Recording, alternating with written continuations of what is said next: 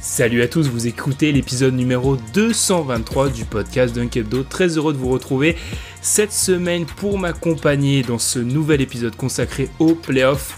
On avait besoin, vous l'avez vu dans le titre, on va parler un peu des Bucks, on avait besoin d'un sniper. Le sniper en titre de l'équipe DH est avec nous, c'est Madiane. Comment ça va, Madiane ? Ça va très bien, très en forme. Ah, c'est pas une bonne nouvelle pour les Bucks, ni Giannis, ça. C'est pas une très bonne nouvelle pour eux. Et enfin, alors, on accepte de lui parler, Madiane et moi, bien qu'étant fan de l'OM, jusqu'à 21h. Après, plus rien ne sera pardonné, c'est Ilias. Comment ça va, Ilias ? Plutôt pas mal, les gars. En tout cas, pareil, ça me fait plaisir d'être parmi vous et je dois pas cacher que je commence à vraiment me faire à ces playoffs et qu'on voit des choses plutôt pas mal depuis quelques semaines, dans un sens ou dans un autre, c'est-à-dire de manière négative ou positive. Mais en tout cas, on est face à quelque chose de sympa. Donc, je suis très content d'être là pour en discuter. C'est vrai que, juste, alors une aparté dans cette intro, on avait cette peur. Moi aussi, je l'avais un peu exprimé dans les semaines précédant l'arrivée dans la bulle. J'avais peur qu'en septembre, on se tape un mur et j'ai pas l'impression. J'ai l'impression justement qu'il y a quelque chose qui se crée là. Ouais, totalement. Moi, j'étais parmi les sceptiques. Si on se reporte à ce qu'on s'était dit lors de l'émission où on était tous présents d'avant playoff, moi, j'avais encore un petit peu de mal à me faire à la bulle et ce qu'elle comportait. Mais au fil des semaines, on commence à s'y faire. Le basket a repris ses droits et on a quand même, en tout cas, pour certains joueurs et certaines équipes, de vrais niveaux de playoff et c'est assez agréable à regarder. Oui, clairement. En plus, pour la première fois depuis bien des années à l'Est, nous n'avons ni le 1 ni le 2 en finale de conf. Donc ça prouve à quel point ces playoffs nous ont apporté des choses surprenantes d'entrée de jeu. Il y a eu des premiers tours extrêmement intéressants, des demi-finales de conf encore plus intéressantes. Et vraiment, moi, j'adore ces playoffs. Et ben justement, ces demi-finales de conf, on va y revenir sur celle-ci aujourd'hui avec le tonitruant, la surprise, même si vous l'avez entendu dans l'épisode précédent, on pouvait l'anticiper. Les Bucks ont été éliminés, on va donc parler de l'après pour l'équipe de Giannis. On va aussi revenir sur toutes les demi-finales de conférence avec déjà certaines équipes éliminées. On pense aux Rockets, on pense aux Raptors et cette série qui, à l'heure où on enregistre, puisqu'on enregistre avant la tenue du match de dimanche entre les Nuggets et les Clippers, se joue toujours, même si on pense que les coéquipiers de Kawhi vont réussir à s'en sortir. Bref, le programme il est très chargé. Alors, on vous rappelle juste de vous abonner sur les plateformes de podcast, d'aller écouter le podcast Le Safety, ça c'est une petite promo personnelle avec Alan et moi-même puisque la saison NFL reprend, et puis de nous suivre sur Twitter. Et puis sans plus attendre, on débute ce podcast numéro 2. Donc été éliminé des playoffs, pas surprenant comme je vous l'ai dit au vu de ce qu'ont pu dire Alan, Adrien et Pierre la dernière fois. Aujourd'hui on va plutôt parler des conséquences de cette élimination et de l'après, puisque ça s'est très vite accéléré du côté des Bucks. Giannis a rencontré le propriétaire des Bucks samedi dernier. Il aurait demandé une construction de l'équipe un peu plus audacieuse. On rappelle que Giannis entre dans sa dernière année de contrat et que déjà les rumeurs courent. Madiane, tu peux activer le AK-47. Clairement, est-ce que le temps presse là pour les Bucks ? Est-ce qu'on est cet échec-là, ça accélère et ça met un peu tout dans la franchise à feu et à sang ? Oui, ça leur montre qu'ils sont plus loin que ce qu'ils pensaient. Et c'est ça finalement l'enseignement de cette défaite face aux Heat, c'est que les Bucks pensaient être pas loin et s'ils étaient tombés en finale les armes à la main contre une des équipes de Los Angeles, disons que ça aurait moins mis le feu aux poudres à la franchise. Là, le problème, c'est qu'on les voit tomber face à une équipe qui a su profiter certes de la bulle pour intégrer leurs recrues Crowder et Iguodala et du coup se construire une base défensive très surprenante qui a surpris les Bucks. N'empêche que à aucun moment on ne pouvait s'attendre à ce que les Bucks tombent aussi tôt dans ces playoffs. Donc pour moi en fait ça met très vite le feu aux poudres parce que ils se rendent compte, et Giannis n'est pas stupide et du coup s'en rend bien compte, qu'ils sont très loin du compte. Ils sont extrêmement loin du compte et à partir de là évidemment ça provoque ce genre de choses. Même constat pour toi, Elias, cette défaite donc 4-1, puisqu'ils en ont arraché un de match malgré la blessure de Giannis, parce que oui, c'était vraiment le naufrage de Titanic pour les Bucks avec cette blessure de Giannis. Est-ce que c'est le même constat pour toi, le constat d'une équipe qui certes, depuis 2 ans, fait 2 bonnes saisons régulières, mais qui en réalité, quand c'est le moment des playoffs, n'est pas si loin et très loin justement d'accrocher le trophée? Bah en fait la problématique elle est là, c'est-à-dire que là on est dans une phase même pas de stagnation mais de régression pour les Bucks, alors que ils ont tout ce qu'il faut en magasin normalement pour pouvoir au moins faire mieux que l'année dernière, c'est-à-dire qu'ils ont gardé le même groupe. Donc en termes de cohésion et de système, je pense qu'il y a quand même de quoi faire et avancer. Et ensuite, j'ai quand même l'impression, aussi fort que soit le Heat, et toi et moi on sait un petit peu l'affection que je peux avoir pour cette équipe, mais entre nous, le Heat me semble quand même moins fort que les Raptors de l'année dernière. Donc moi, c'est ça que j'aimerais souligner, c'est-à-dire que tu as le même groupe. T'as un double MVP dans ton équipe, t'as normalement une certaine cohésion, un vécu, etc. Mais tu tombes à un stage précédent, c'est-à-dire à une étape précédant les finales de conf que t'avais atteint l'année dernière, et face à une équipe qui, en tout cas sur le papier, semble être moins forte. Donc là, clairement, là, on est dans une phase ultra négative pour les Bucks. Et le pire dans tout ça, c'est que tu perds encore une année sur le contrat de Giannis, qui te ramène encore plus au niveau du coup près, c'est-à-dire le fait qu'il puisse être free agent et donc potentiellement quitter l'équipe des Bucks. Donc ça va être des semaines assez compliquées pour les Bucks, et va falloir convaincre Giannis de rester, et va falloir, je pense, faire des choix, parce que là, on est clairement dans un cas où on est en droit de se poser des questions. Si par exemple Miami était sorti face aux Bucks, on ne se poserait pas ces questions-là.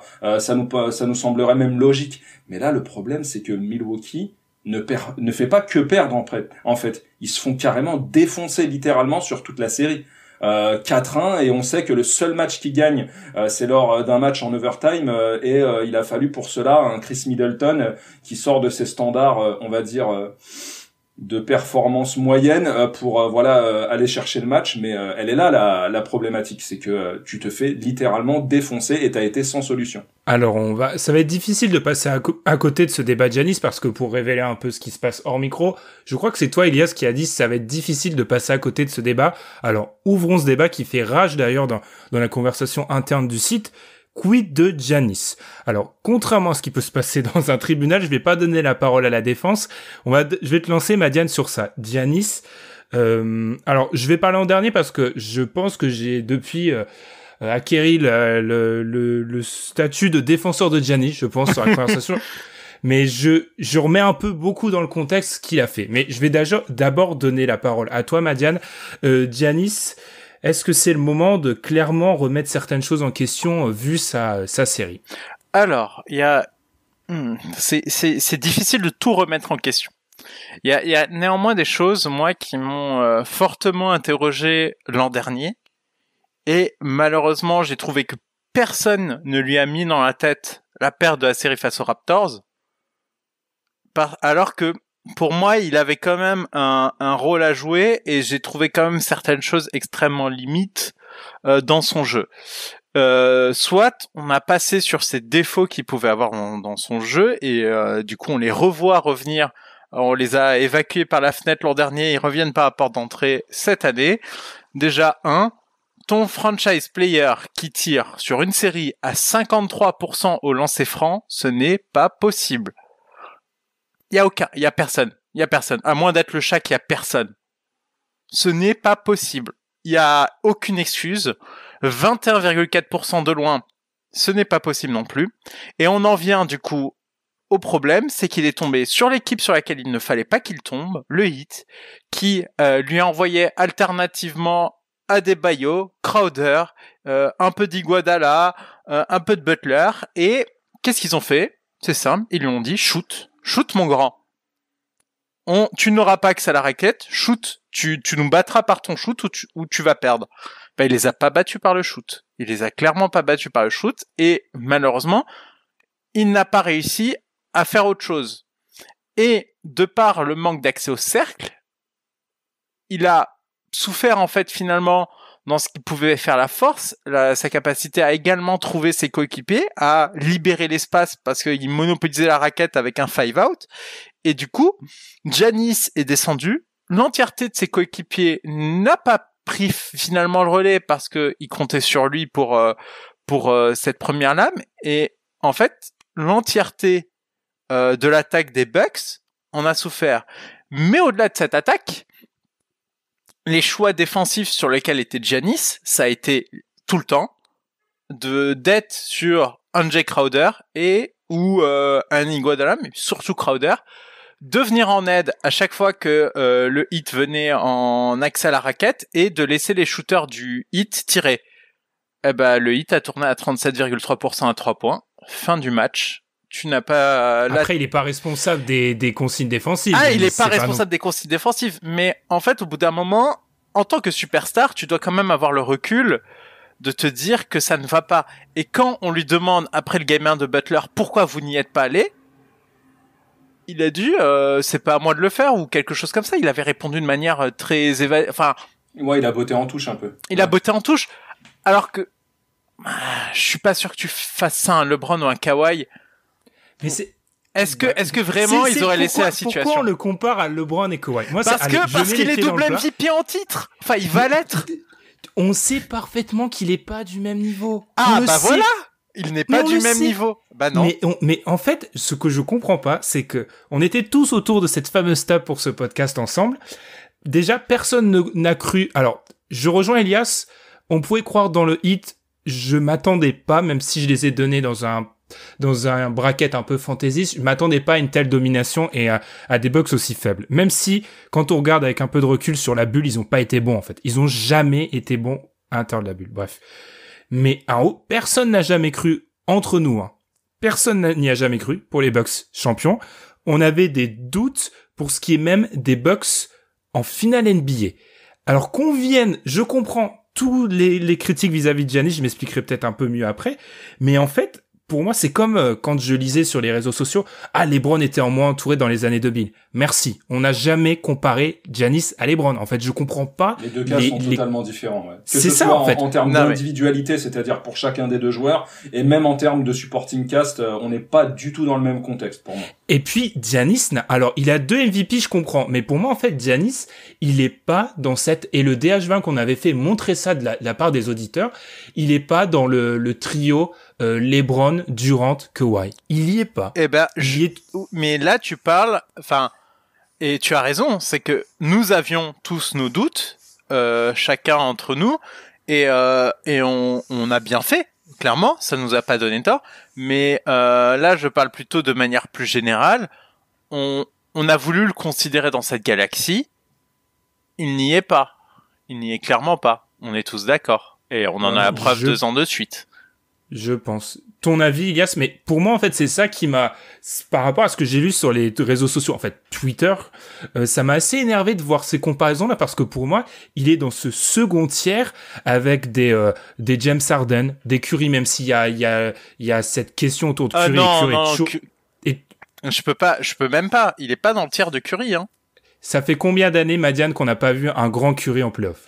Les finales de l'an dernier. Il est bon quand même l'an dernier, lors des finales. Hein. Ouais, il est à partir de la blessure des blessures de KD, il est bon. Hein. Et puis, enfin bref, je vais laisser la parole à Elias, mais il y a eu des grands moments où j'ai dû moi-même écrire des articles défendant Curry. En fait, pour moi, cette seconde classe de superstar, elle est constamment remise en question en playoff. Ne pas être remis en question en playoff, c'est l'apanage de 2 ou 3 joueurs NBA. Et Giannis c'est pas dedans, et je peux pas lui en vouloir parce que c'est pas sa place dans la ligue. Moi, concernant Giannis, j'ai surtout un souci et je vais mettre un petit peu les stats de côté. Je suis pas non plus un grand féru de stats. Évidemment, elles sont là pour donner un petit peu de sens et d'image à ce qu'on peut souligner, mais Moi, le problème concernant Giannis, il est surtout visuel.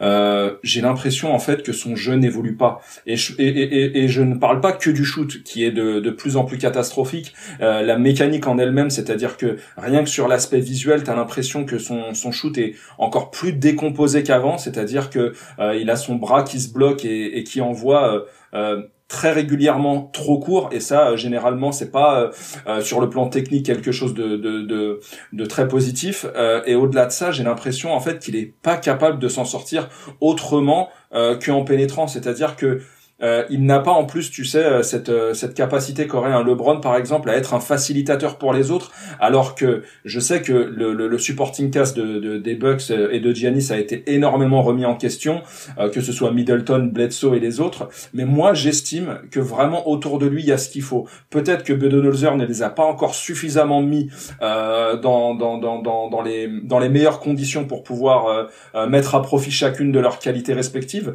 mais je trouve qu'il y a le matos en termes de défense, il y a le matos en termes de shoot, il y a en tout cas de quoi mettre un jeu moderne en place et de quoi faire mal à énormément d'équipes, mais j'ai l'impression que Giannis, dans le rôle qui devrait être le sien, n'arrive pas non plus à mettre les autres dans ce confort-là. Je sais qu'il y a une partie qui est référente au coach, mais il y a aussi sa capacité à lui, mais tout simplement, en fait, comme tu le soulignais, pour pouvoir être aussi en capacité de faire ça, faut appartenir à une autre gamme de joueurs, c'est-à-dire que quand bien même un mec comme LeBron James n'aurait pas le meilleur des shoots, il n'a pas le shoot de KD, il n'a pas le shoot de James Harden, il n'a pas le shoot de Steph Curry, mais on sait qu'il appartient à une autre classe de joueurs, cette capacité à être un leader, on sait qu'il est capable de peser sur un match autrement qu'en shootant ou en scorant, et c'est en ça que Giannis n'arrive pas à évoluer. Rien qu'en attaque, on a vu qu'il n'était pas capable de faire autre chose que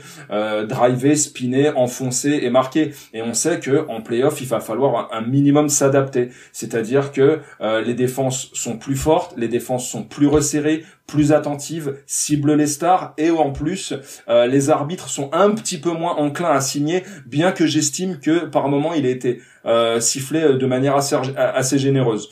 Donc c'est en ça que Giannis m'a inquiété, et je trouve que dans le CV d'un joueur comme lui qui est en passe d'être double MVP, quand bien même il n'appartiendrait pas à la caste des joueurs qu'on a cités, ça fait quand même tâche de voir ce qu'on a vu. Je trouve personnellement, avant de redonner la parole, Madiane, peut-être pour en finir avec les dernières balles, je trouve personnellement que on a trop mis de la pression du côté des Bucks sur la qualité de passe de Giannis, et que Giannis, ce n'est pas le passeur qu'on a voulu nous faire croire. Alors je dis pas, je prends le rôle de l'avocat de la défense. Bien sûr que j'ai été déçu de Giannis, même si de base j'en entendais pas mondes et merveilles, j'ai été extrêmement déçu de la copie rendue, mais moi je suis assez choqué de voir que dans cette équipe, je regardais les stats par rapport à ça, il y a très peu de joueurs qui sont en capacité de fournir à Giannis un pick and roll où Giannis est poseur d'écran, et on sait que ça c'est une arme létale parce que c'est potentiellement un truc qui serait inarrêtable. Sur les 2 dernières saisons, il en joue moins que des mecs comme Sabonis, Gobert et Adebayo, alors qu'il devrait constamment être impliqué sur ce genre d'action. Et par rapport au supporting cast, je vous trouve assez sympathique. Bledsoe, ça fait 2 ans que c'est un fantôme en playoff. Je regardais les drafts des Bucks, ils ont sorti Giannis, mais ça fait 10 ans qu'ils sortent personne à la draft. Ah oui. Ils ont ramené Marvin Williams, qui c'est incroyable. Enfin, à ce niveau-là, c'est un culot incroyable de sortir Marvin Williams d'entre les morts. Et je trouve qu'en fait, les beaux role-players de saison régulière ne le sont plus en play-off. Alors certes, Giannis arrive peut-être pas à insuffler quelque chose, mais je trouve que cette équipe manque désespérément de quelqu'un qui puisse tenir la balle, qui s'appelle pas Giannis. Tout à fait. Alors là, je pense qu'il y a un deuxième cas à régler dans cette équipe, c'est qu'on nous a survendu les Bucks, ça joue bien. Non, Giannis, il crée pour lui, il crée pas pour les autres, et il part se faire son spin move ou son layup dans la raquette, et il n'y a pas de création outre mesure. L'assist percentage de l'équipe, il est très bas, et ça ne m'étonne pas, c'est leur jeu. Il ne joue pas en création, et à partir du moment où Giannis était un peu bloqué et du coup empêché ces espèces de passes évidentes parce que finalement il se faisait bloquer et réceptionner dans la raquette, tout le jeu offensif s'est enrayé avec aucun plan B. Aucun plan B, et ils ont rien fait, du coup. Ils ont rien fait, et même là où, ils étaient bons sans être bons en transition, finalement, comme leur défense était en faillite, pas de transition, pas de point facile. Et dans tout ça, t'as Budenholzer qui coach et qui dirige son équipe comme si comme si les playoffs étaient une simple continuité de la saison régulière. Aucune adaptation. Oui, de manière chronologique, effectivement, mais quand même, on est censé basculer dans un autre monde et s'adapter un minimum aux différentes situations, différents systèmes et différentes équipes qui viennent face à toi. Enfin, je veux dire, t'es pas en termes de basket, t'es pas l'équivalent du Barça de Guardiola, c'est-à-dire que c'est pas toi qui va imposer ton jeu aux équipes adverses. Il va falloir un minimum d'adaptation, et à aucun moment, que ce soit même face au Magic, à aucun moment tu le vois en fait dériver de ce qu'il a proposé pendant toute la saison régulière. Il a très exactement transposé ce qu'il faisait, juste en écartant évidemment certains role-players qu'on pouvait voir de temps à autre, mais bon, ça c'est la loi des playoffs, donc il est pas non plus idiot au point de lancer des Robin Lopez dans l'arène, mais au bout d'un moment, il aurait fallu qu'il s'adapte à certaines situations, et à aucun moment il a été en capacité de le faire, au point même de se dire que il serait peut-être temps aussi d'augmenter, comme en veut la coutume, le temps de jeu de ses stars. Ça n'a aucun sens. Manager les stars en playoff, ça n'a aucun sens. Encore plus dans un contexte de bulle où t'as pas de voyage. Oui. Et moi, là où j'ai beaucoup de reproches à faire, défensivement, les choix de Budenholzer sont mauvais. Il y a pas de gants, sont mauvais. Comment, face à une équipe du Heat, où tu sais que tu n'as pas une seule menace offensive, mais tu en as de partout. Le problème du Heat, c'est ça. C'est que tu en as de partout des menaces offensives. T'as un Tyler Hero, t'as un Duncan Robinson, t'as un Jimmy Butler, t'as un Goran Dragic, enfin, Jay Crowder, André Iguodala, t'en as de partout. On m'explique pourquoi est-ce qu'il a tout le temps surchargé la raquette pour libérer le shooter. En fait, ça ne marche pas. À partir du moment où t'as que des joueurs compétents pour scorer à tout moment, enfin, Jay Crowder, il s'est fait plaisir pendant toute la série. Incroyable. Mais c'était là où je te trouve, alors je comprends, il y a juste un truc, je pense, qui a pas été assez dit quand on a abordé cette série. Il y a eu 3 matchs entre les Bucks et le Heat dans la saison régulière. Le Heat en a gagné 2, le seul qu'ils ont gagné c'était dans la bulle, sans Butler et Dragic. C'était de base une équipe qui posait problème. Donc, en fait, on aurait dû anticiper ces problèmes-là. La grosse défense des Bucks, c'est une grosse défense parce que historiquement, et on l'a fait en plus. Ouais, enfin, on savait que ça allait poser problème. Est-ce que franchement, sur l'aspect visuel et purement, on va dire statistique, est-ce qu'on les voyait quand même se faire défoncer à ce point-là? Parce que non, il y a quand même un monde entre ce qu'on a pronostiqué avec quand même une grosse touche d'affection. Il y avait quand même un désir auprès de... Ah non, moi j'aime pas vraiment le Heat en fait. C'était vraiment... non, mais là, franchement, c'est incroyable ce qui s'est passé. Enfin, se prendre 4-1 face au Heat, c'est totalement inattendu. Parce que on va totalement déborder sur les Bucks sont très fertiles, le sujet Bucks est très fertile. Il fallait défendre comment, Madiane? Parce que on voyait bien que offensivement les end-off avec Adebayo qui servait un peu de central, ça posait extrêmement de problèmes. Très mal. Tu sortais Lopez, il fallait défendre comment? Parce que t'as les problèmes Hero, Duncan Robinson qui shoot à 3 points, Butler, Dragic qui peuvent vivre sur le mid-distance, et tu peux pas décemment... Enfin, pour moi, le gros problème des Bucks, c'est qu'à aucun moment, Bud, il a voulu imposer Giannis en 5, qui aurait pu résoudre beaucoup de problèmes. Oui, exactement. Et en fait, il a laissé être entre guillemets inutile sur Jay Crowder pour aller surcharger la raquette à chaque drive. Mais le problème, c'est que tu ne peux pas... Enfin, c'est suicidaire de faire ça contre une équipe composée d'autant de bons shooters. Et encore, dans leur choix, heureusement que Duncan Robinson met que 35% au tir, parce que s'il est dans ses standards habituels, c'est encore pire.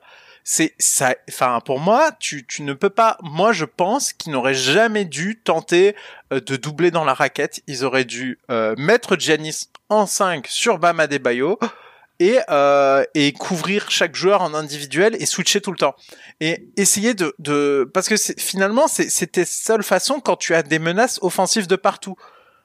Et ça aurait pu au moins changer la donne et pas laisser tout le temps un joueur ouvert sur chaque drive. À chaque drive, il y avait un joueur ouvert et à chaque fois il se faisait sanctionner. Ils ont choisi, je pense, le seul poison qu'ils ne pouvaient pas en fait compenser. Tu peux choisir en fait tu es obligé de faire des choix à un moment, de laisser quelque chose à l'adversaire. Mais j'aurais préféré que tu laisses un peu plus de lay-up à cette équipe du Heat parce que t'es battu sur le switch et du coup le gars a un peu d'avance sur toi, il va te mettre le lay-up. Et encore, franchement, avec un Giannis, est-ce que c'est pas peut-être l'un des rares joueurs qui est capable de te rattraper ce genre de situation sur les pics et ça aurait pu poser des soucis au Heat. Bah c'est ce que Adebayo a fait pendant toute la série, hein. C'est-à-dire que il a passé son temps à compenser, c'est-à-dire même dans certains switches qui pouvaient être ratés, tu voyais qu'il y en avait toujours un qui revenait, qui arrivait à compenser, à essayer justement de combler les brèches. C'était Adebayo. Il a fait une série incroyable. Moi, j'avais déjà en affection ce joueur, mais là, pour moi, il est vraiment en train de se révéler dans la cour des grands. Voilà. Enfin, on va pas commencer à revenir sur ce qui fonde en fait les vrais grands joueurs, c'est-à-dire les phases éliminatoires que sont les playoffs. Mais l'activité d'Adebayo a été un problème pendant toute la série pour les Bucks. Budenholzer a pas réussi à s'adapter, et vu qu'il ne s'adaptait pas, Spoelstra en a profité en lui infligeant d'ailleurs à Adebayo, qui est une sorte de Iron Man, il lui a infligé des temps de jeu assez incroyables. Il sortait que très peu, et donc bah forcément le problème était permanent. Tu pouvais le mettre que ce soit avec Butler et les gros shooters, que tu pouvais le mettre aussi également avec des joueurs un petit peu plus besogneux, mais en fait pendant toute la continuité de la série, Spoelstra a joué comme ça. Donc, et on a même vu que dans certaines situations, il avait cette capacité à stretcher et caler non pas forcément des shoots à 3 points, mais des shoots à mi-distance qui rendaient le problème encore plus insurmontable pour Milwaukee. Donc, effectivement, on a beaucoup insisté sur le fait que les Bucks se soient ratés, mais alors Miami, ils sont en train de faire des playoffs. Oui. Assez incroyable, c'est-à-dire que sur 9 matchs, ils en ont perdu 1 de manière un petit peu miraculeuse.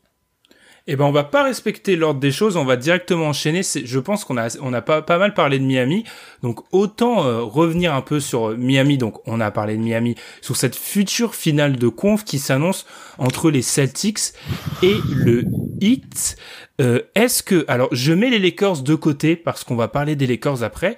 Est-ce qu'on a là 2 des 3 meilleures équipes de la bulle pour l'instant? Ah, c'est compliqué parce que j'ai du mal à évaluer. Le Heat m'a l'air très très sérieux, très fort. En fait, j'ai du mal à évaluer. Alors les Raptors se sont accrochés à la série, certes, mais c'était un peu miraculeux d'en arriver à 7 matchs, honnêtement. Ouais, Boston mérite de passer, ouais. Boston mérite de passer, et c'est presque bizarre que cette série soit partie en 7, alors que pour moi, elle était quasiment finie en 5. Enfin, sans quelques miracles et quelques calls houleux, ça. Oui, dont on a beaucoup entendu parler de la part d'Alan. Oui, tout à fait. On avait toutes les images, hein.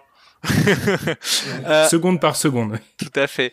En tout cas, j'arrive pas à savoir si les Raptors étaient si forts que ça, parce qu'il y a quand même la contre-perf de Siakam, il y a eu des choses un peu bizarres du côté des Raptors qui font que j'ai du mal à évaluer cette équipe. Après le Heat, oui, pour moi ils se sont montrés très forts, et au-delà de ça, c'est ce que je disais, c'est que ils ont eu la chance en fait, c'est que ils ont pu intégrer Crowder et Iguodala à leur dispositif. Et surtout Crowder, plus simplement que finalement ils étaient arrivés juste avant la pause, et moi je voyais le potentiel de ces intégrations, mais j'avais du mal à voir tout de suite l'effet. Et comme ils ont eu la bulle, ils ont eu ce moment, ça a été un restart, je pense que ça fait partie des grands gagnants de la bulle. Si la saison avait continué comme d'hab, peut-être qu'ils auraient pas été à ce niveau défensif. Et là, ils ont pu se mettre en place défensivement. Donc c'était déjà une attaque très décente, et c'est devenu également une très bonne défense. je reste très je trouve qu'on peut quand même juger les Celtics parce que si je te prends un peu à revers, Madiane, et je vais te donner la parole, Ilias, donc le Heat joue une équipe des Bucks qui était quand même en dessous de tout. Quand même, faut l'avouer. Et au tour d'avant, ils jouent les Pacers qui, on l'avait dit nous-mêmes, n'avaient pratiquement rien à faire là. Enfin, les Pacers étaient pas vraiment dignes d'un premier tour de playoff. Je dis pas que gagner 8 matchs sur 9 c'est donné, mais je dis que je pense qu'on n'a pas encore vu la meilleure version du Heat. Là où sur séquence, j'ai trouvé les Celtics extrêmement impressionnants. Alors ils en lâchent plus, mais je trouve que déjà, moi j'ai été impressionné, même si encore une fois les Sixers étaient une autre équipe pas vraiment au niveau par leur premier tour par rapport aux Sixers, et face aux Raptors défensivement, parce que c'est la meilleure défense pour l'instant dans cette bulle. Alors on dira que oui, ils ont pas joué les meilleures attaques, il n'empêche que leur defensive rating est largement au-dessus des autres équipes. Je sais pas si t'es d'accord, Elias, mais les Celtics, et ça me fait très peur parce qu'on va devoir supporter un Alan de Boston, et vous le vivez pas trop lui, mais moi en tant que fan de NFL, je l'ai vu avec les Patriots, et c'est extrêmement effrayant. Les Celtics sont tout ce qu'il y a de plus fringant. Enfin, clairement. En fait, c'est dans d'autres circonstances qu'on présentera les Celtics, mais pour moi, ils sont tout aussi impressionnants que Miami. Je m'explique. Ils sont déjà face à une équipe qui, selon moi, était très très forte, des Raptors, qui, pour moi, là, c'est clairement la défense de Boston et le coaching de Brad Stevens qui les a fait déjouer, en tout cas sur certains matchs. Et surtout, on est face à une équipe qui a été très rapidement handicapée dans ses playoffs par la blessure d'un joueur qui n'est peut-être pas forcément majeur, qui n'est peut-être pas dans le top 3 des joueurs des Celtics, mais qui en tout cas pouvait très certainement apporter entre au moins 30 et 40 minutes par match dans la personne de Gordon Hayward. Le fait d'avoir un effectif aussi serré, des noms pas forcément ultra ronflants sur le banc, et produire ce qu'ils ont produit, que ce soit en attaque et surtout en défense, moi j'ai trouvé, et comme toi un petit peu Ben, les Celtics extrêmement impressionnants. Et justement, enfin, personnellement, moi en tout cas, j'en salive déjà de la série face à Miami. Là, on va être face à deux grosses défenses. Là, on va être vraiment face à de la pure du pur basket de conférence Est. Et enfin, en tout cas, l'opposition va être intéressante. Et il est intéressant de voir un petit peu aussi la capacité à progresser et la manière dont sont mis en avant des joueurs comme Jaylen Brown et Tatum. Moi, je me rappelle qu'on se posait un petit peu la question en début de saison, à savoir maintenant que Kemba a signé et que Kyrie est parti, à qui appartient cette équipe? Eh bien là, on voit clairement que cette équipe, elle appartient aux deux jeunes des Celtics que sont Jaylen Brown et Tatum. Peut-être Tatum avec un poil d'avance, mais je trouve que il faut pas sous-estimer Jaylen Brown, qui apporte énormément des deux côtés du terrain et qui, à mon avis, va nous sortir. Enfin, en tout cas, les deux risquent de nous sortir quelque chose de pas mal face à Miami.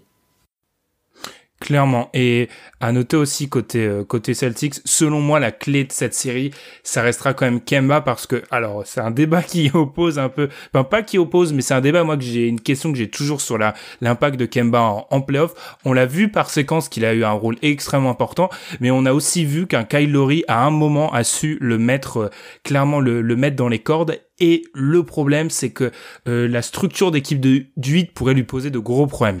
Enfin, le Heat pourrait très facilement profiter de sa taille, qui est selon moi un gros problème. Bah, le problème de Kemba, c'est qu'il est par rapport à Lowry, c'est que Lowry est un joueur chiant à défendre et chiant à attaquer. C'est un joueur qui peut être extrêmement fort des deux côtés du terrain, et on voit que Kemba en a souffert.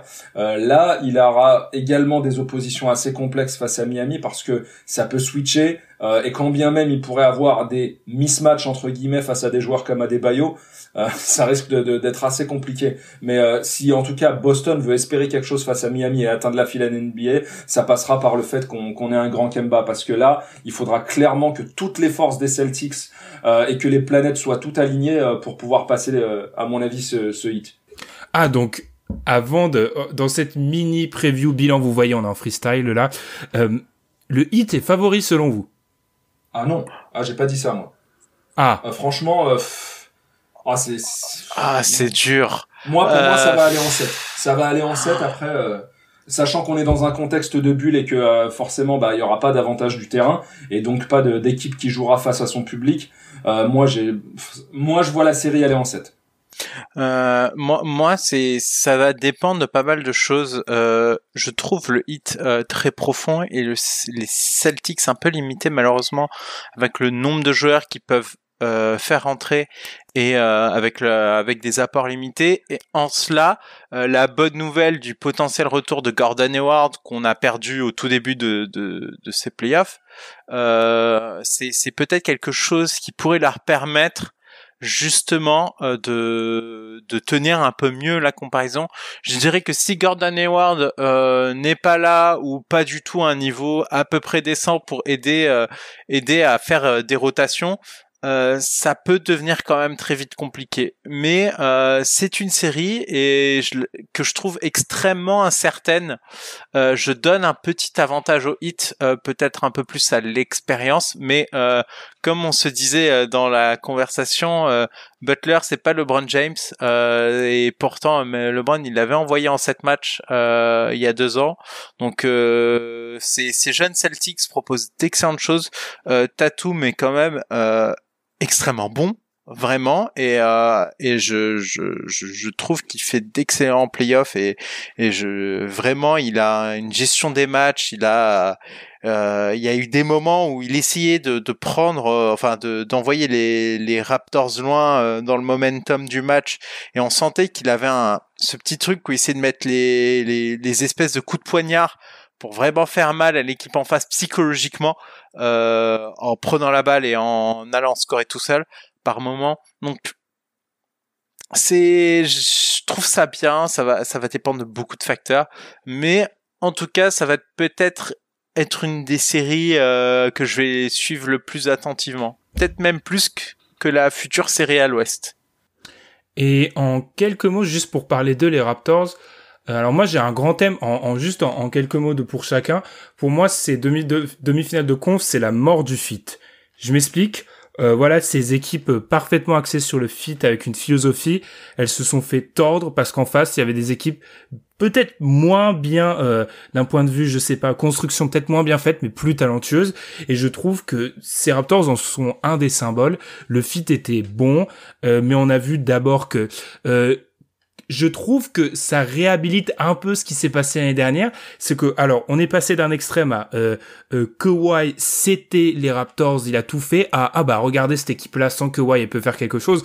Non, on a très clairement vu que sur cette série-là, il leur manquait quoi? Il leur manquait un mec qui, à par moment, prenait la balle et mettait 30 points. Je suis moyennement d'accord, Ben.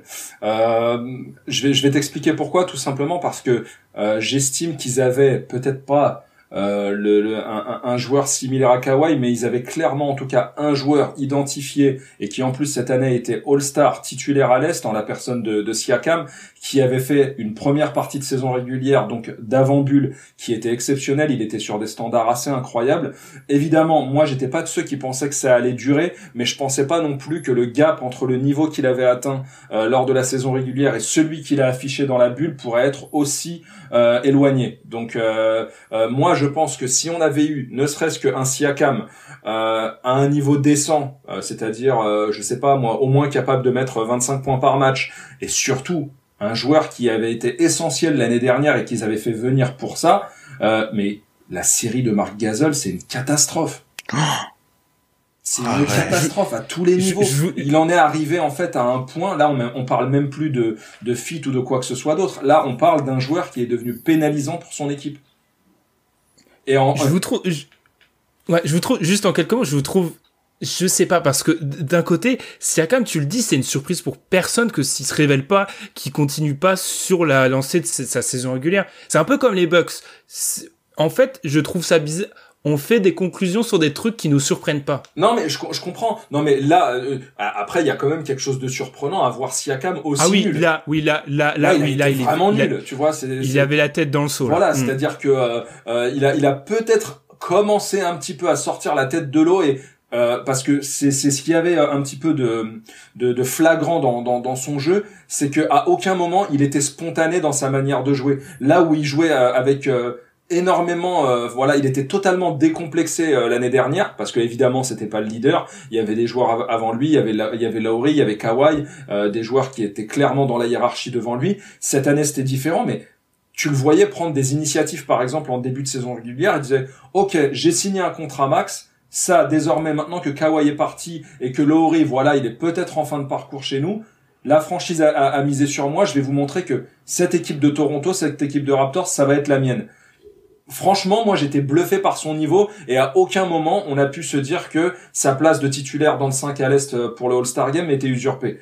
Mais là, le problème, c'est que le niveau qu'il a affiché pendant la demi-finale de conférence, il datait pas du début des playoffs ou du début de la série face aux Celtics. Il datait depuis le début de la bulle. À aucun moment, il a été, on va dire, dans des conditions, on va dire, optimales pour pouvoir montrer ce qu'il affichait à minima pendant la saison régulière. Et c'est en ça que j'ai trouvé ça surprenant parce que avec un niveau, je pense, un petit peu plus supérieur, je pense qu'on aurait pu voir des Raptors encore plus chiants pour les Celtics. Alors qu'on va pas se mentir, hein, si Anunoby met pas son shoot miraculeux en 0,5, donc c'est 1/10 de plus que ce qu'on pourrait appeler le Fisher, la série elle est pliée bien avant.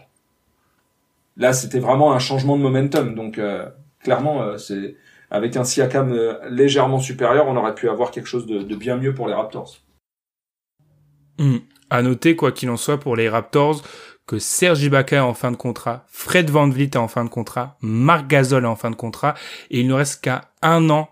Il reste que un an à Kyle Lowry sur son contrat, donc clairement, on est sur peut-être une fin de cycle, même sûrement. Il nous reste une grosse vingtaine de minutes, messieurs, donc on va basculer de l'autre côté des États-Unis, ou alors de l'autre côté de la bulle. Oui, peut-être on va y revenir, mais moi j'ai aussi du mal à... Quand un mec a fait une grosse saison régulière et s'est cassé les dents dans la bulle, j'ai eu difficulté à lui... C'est tellement un contexte particulier qu'en fait j'ai du mal à tomber sur des personnes, ce qui n'est pas le cas de certains joueurs qui contre-performent depuis 5 ans en play-off et on s'étonne toujours. Je te sens dans un de tes combats, Ben. Je suis dans je un de mes combats. Je te soutiens si tu me soutiens dans celui contre Giannis. Je sais pas pourquoi, je sens que ce qu'on va aborder là va nous projeter sur une image d'Adrien face à une piscine en train de siroter un cocktail. Et Tom également. Hein. Ouais. Pas un cocktail, mais on va peut-être parler du positif, c'est vrai pour une fois. Et messieurs, c'est Lakers qui ont donc fait le même coup qu'au premier tour. Une défaite au premier, attention, panique dans la maison, et puis ils en gagnent 4 suites. Ce qui fait que les Lakers, sur le début de ces playoffs dans la bulle, c'est la 3e meilleure attaque, la 3e meilleure défense, la meilleure équipe au net rating. Question classique, question first take. Est-ce que maintenant on y croit, les gars, est-ce que c'est les Lakers dont on rêvait depuis le début de la saison? Alors, maintenant. Rêver, je sais pas. En tout cas, moi j'étais inquiet. La perte d'Avery Bradley, le contexte, est-ce que LeBron sera focus sur ses playoffs? Bon, on a passé tout ça. Moi, il y a quelque chose qui m'a extrêmement réjoui en fait dans ce que j'ai vu de ces Lakers, c'est que ok, ils perdent le Game 1, mais surtout ils ont pris la mesure et pris le pas de plus en plus régulièrement sur cette équipe des Rockets, qui est peut-être une des équipes où je trouve qu'il est le plus dur de défendre convenablement et régulièrement. Je sais pas si vous vous souvenez, on se disait que de cette équipe qui a été un peu insweepable parce qu'il suffit qu'ils mettent tout dedans et puis ils vont gagner le match et tu ne peux rien faire. Eh ben 112, 109, 102, 100, 96.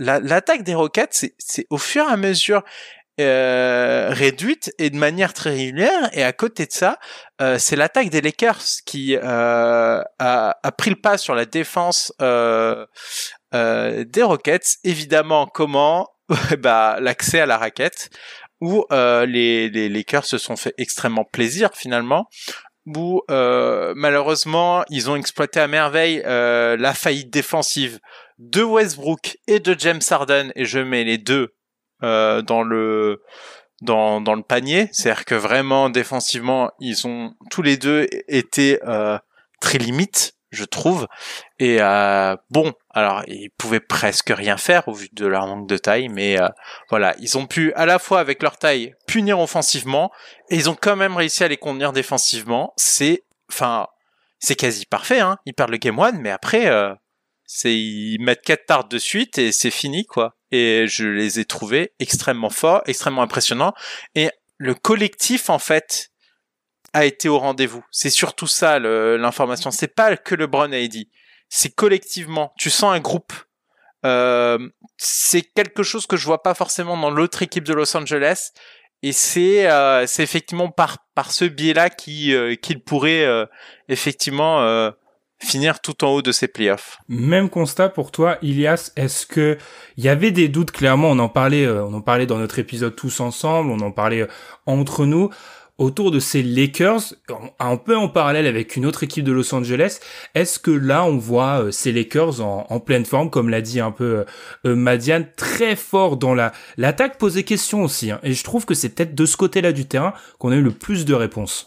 Alors écoute, on peut encore se référer à notre émission d'avant playoff où on était tous là, et j'avais été d'ailleurs le premier à intervenir sur le niveau des Lakers et ce qu'ils pourraient afficher. Et en fait, ils ont réussi, en tout cas, à répondre à la très grosse interrogation que j'avais, c'est-à-dire est-ce que les role players qui entourent AD et LeBron vont être au niveau? Et la réponse est oui. Moi je tiendrais aussi à faire un petit big up à quelqu'un qu'on mentionne pas assez, et c'est Frank Vogel. Je trouve qu'il drive très bien cette équipe, qu'il a été, je pense, un peu sous-estimé dans la course au coach de l'année. Et que si il y a bien quelqu'un qui est adepte et spécialiste de la défense, c'est bien lui. On se rappelle un petit peu de son passage à Indiana, et là il a clairement pris un parti pris, celui déjà d'orienter au maximum, même si ce dernier a essayé de se balader un petit peu, celui d'orienter James Harden le maximum vers sa droite, de manière à éviter de le faire agir sur sa main forte. Il a privilégier le fait que également des prises à deux soient faites sur James Harden, ou en tout cas des espèces de fausses prises à deux avec un joueur qui à chaque fois venait se décaler, quitte à légèrement délaisser un joueur dans le corner au cas. Mais en gros, la consigne est claire, c'est ne pas laisser James Harden nous faire un festival à 50 points. Et de toute façon, quand bien même l'accès au cercle serait ouvert, on a des joueurs, on a un joueur comme AD qui est ultra mobile et ultra dissuasif pour pouvoir, on va dire, compenser quelqu'un qui pourrait accéder au cercle. Donc ils ont fait ça toute la série, et on parlait tout à l'heure de Budenholzer. S'il y a bien un autre coach qui ne sait pas vraiment s'adapter et qui cherche à totalement imposer son rythme aux autres équipes, c'est bien Mike D'Antoni, et on voit que sur toute la longueur de la série, Frank Vogel l'a mis minable, hein.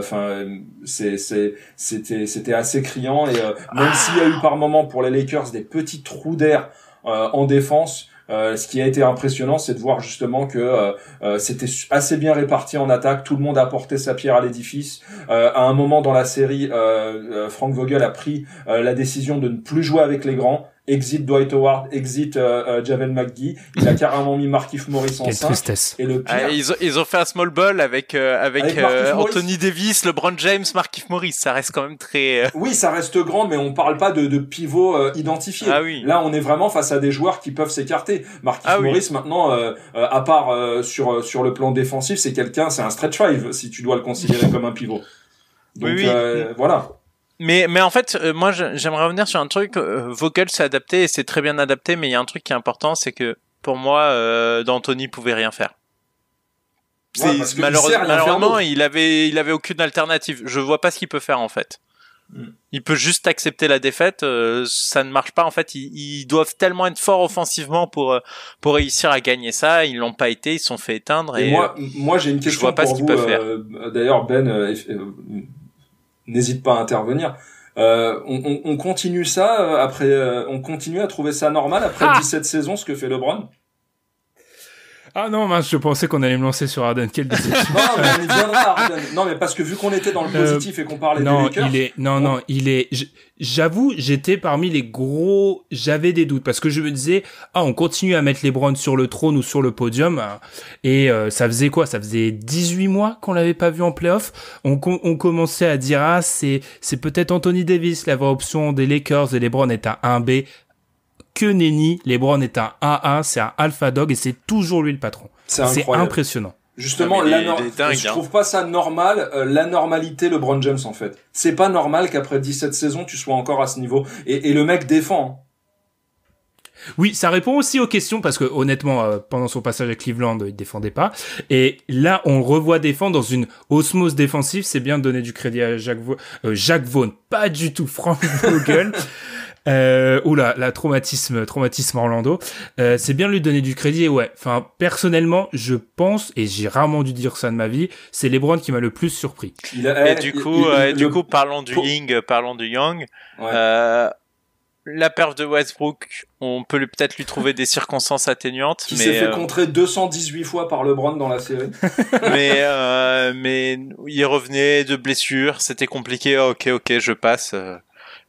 Ok. James Harden, on en dit quoi maintenant? Ce silence. Vous voulez me lancer, c'est ça. Vous êtes juste là pour ça. Vous êtes là pour les clics. Vous savez que c'est le moment où ça va. Moi, en fait, je demande à quel moment on continue cette mascarade, à quel moment. Et moi, il faut aller vraiment loin, parce que je suis quelqu'un de mauvais fondamentalement, pour que j'ai de la peine à voir un sportif. J'ai de la peine, parfois, à voir James Harden dans une fin de match de playoff, parce qu'il ne va plus vers la balle comme il peut le faire en saison régulière.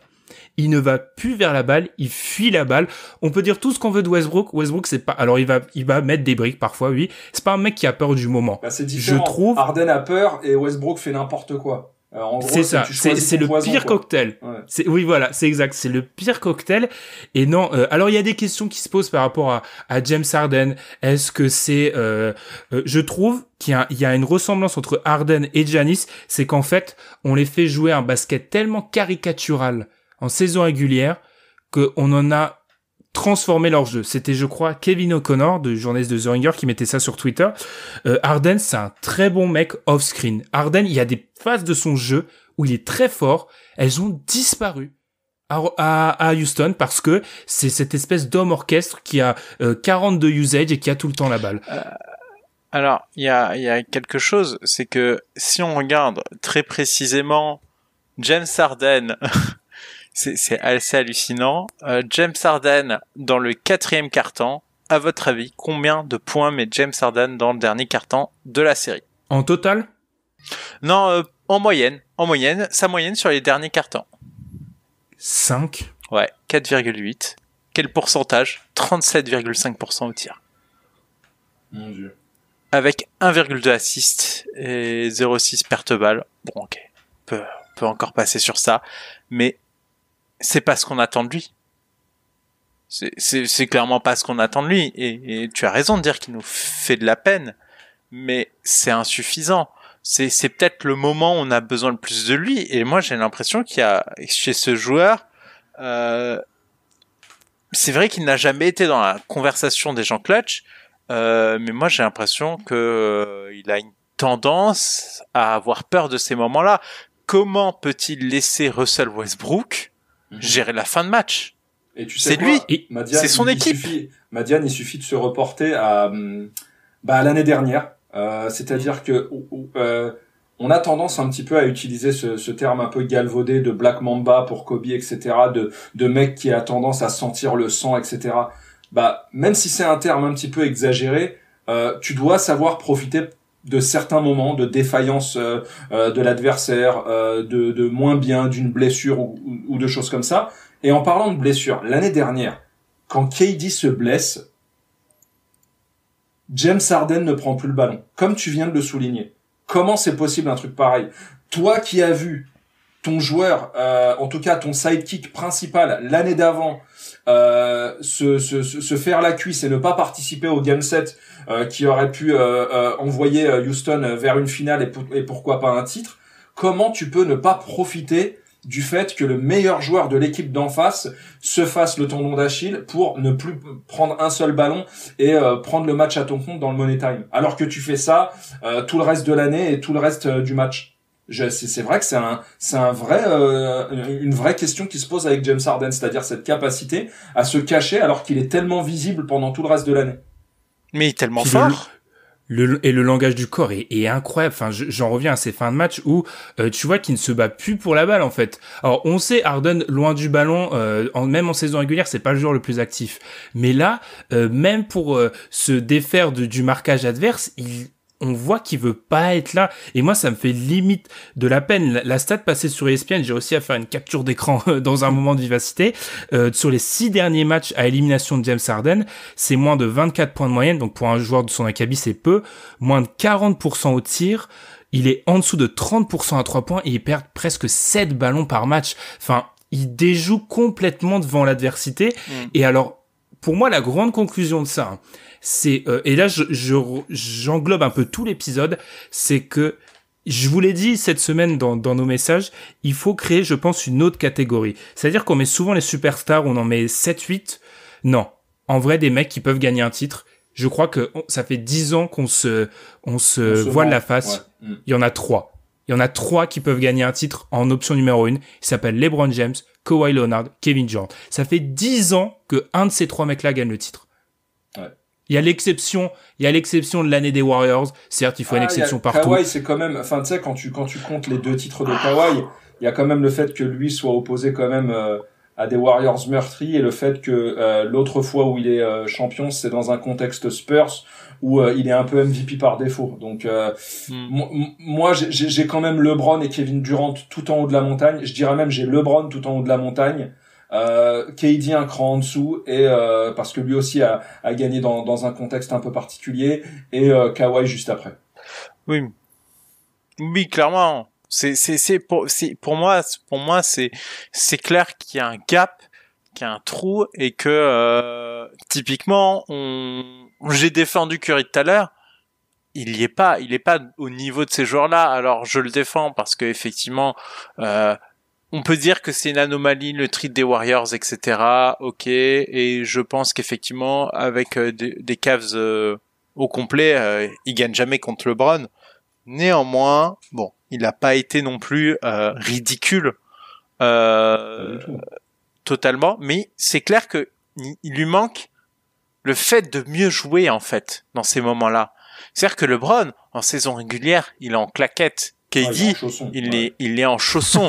Kawhi, il joue un match sur 2. Il s'en bat le steak. Et par contre, quand il y a le playoff, les 3, ils sont. Mais ça, les gars, est-ce que ça, on l'a pas galvaudé? Cette capacité que ces joueurs-là ont à atteindre le zénith en playoff, j'ai l'impression qu'on en est ça, et c'est un peu le résumé de notre épisode. On attend ça de trop de mecs. En réalité, il y en a très peu qui peuvent faire ça et s'asseoir sur une équipe. Mais non, mais Giannis, il a joué en chaussons toute l'année. Ouais. Il s'asseyait à la fin du troisième quart-temps. Madiane, il joue en chaussons, il tape des stats qu'on n'a jamais vues. Ouais, ils sont dans la discussion pour la MVP à chaque fois, quoi. Ouais, mais le truc, c'est que, alors, ok, James Harden, moi, j'ai l'impression qu'il est tout le temps à fond, en saison régulière. J'ai pas cette sensation de chaussons chez James Harden. Par contre, Giannis, c'est pour ça que je lui reproche énormément de choses. C'est que,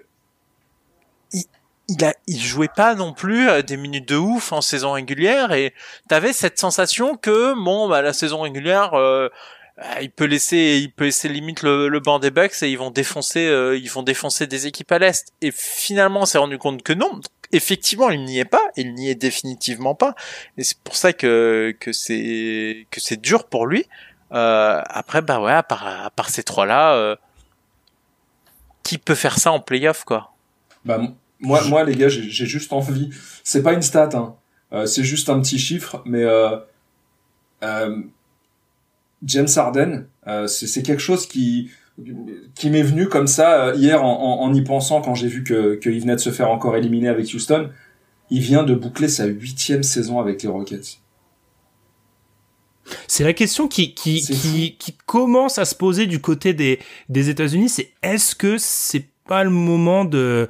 Moi, le problème, on va finir là-dessus, on parlera rapidement de Nuggets Clippers. Moi, le problème, c'est qu'ils sont dans une situation insoluble. Ils ont un nouveau proprio qui veut pas dépenser la taxe. Ça fait quelques mois qu'il est là, il veut pas passer au-dessus de la taxe. Le contrat de Westbrook peut pas être bougé.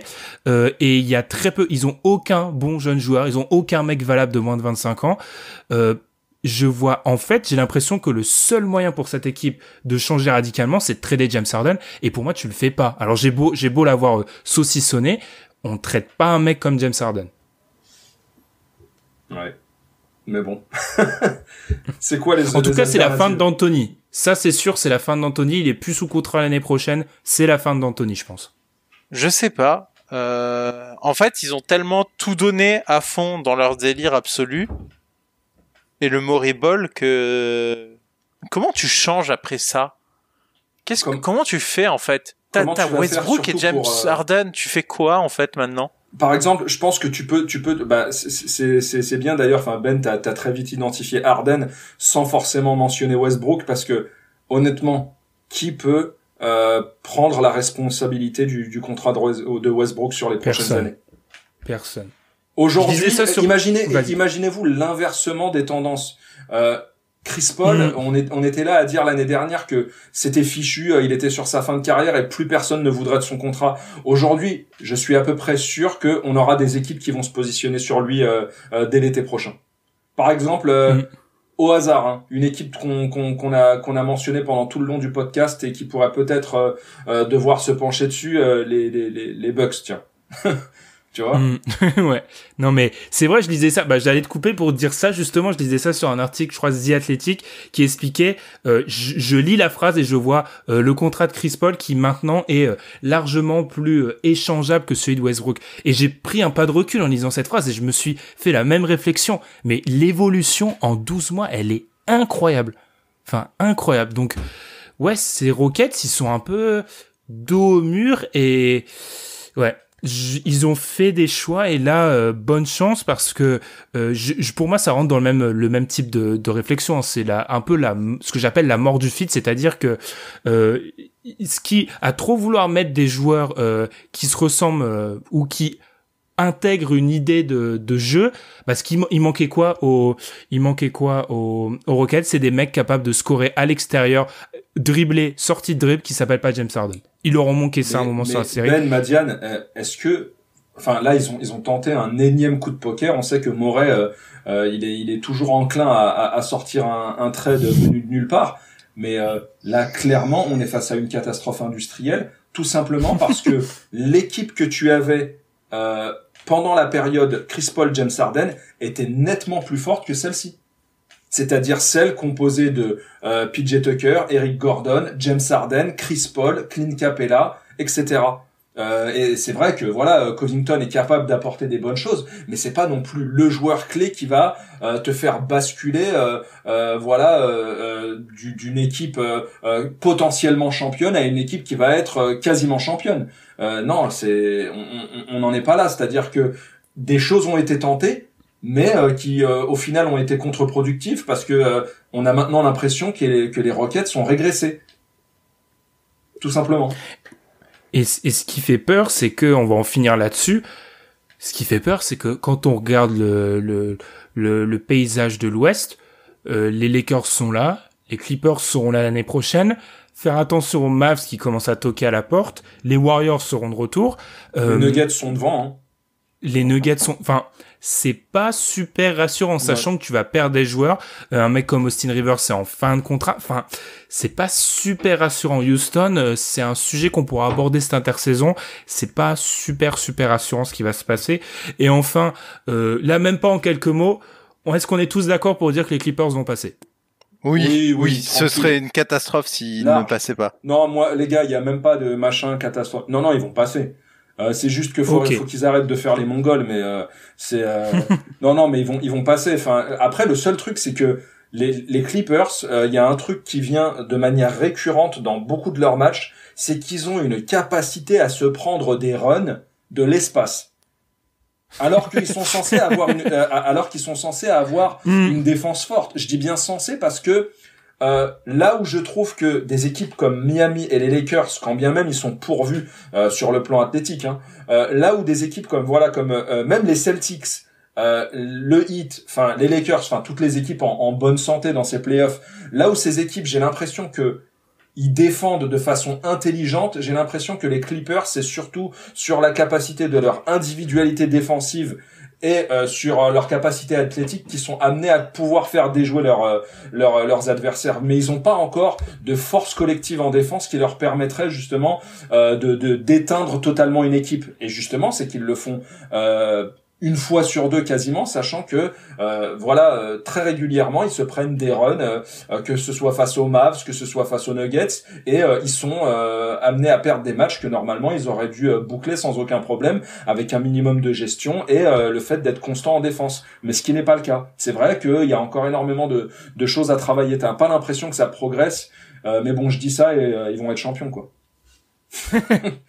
mais on va conclure là-dessus, mais ça revient un peu ce qu'a pu dire Adrien, c'est que on voit clairement qu'il n'y a pas de liant encore.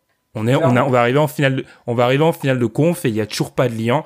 On en parlera la semaine prochaine. Peut-être que d'ici là, les Clippers, qui ont quand même toujours un potentiel de destruction énorme, peut-être qu'ils réussiront à probablement battre les Lakers sur le premier match, parce que les Lakers ont décidé de toujours perdre le premier match d'une série, visiblement.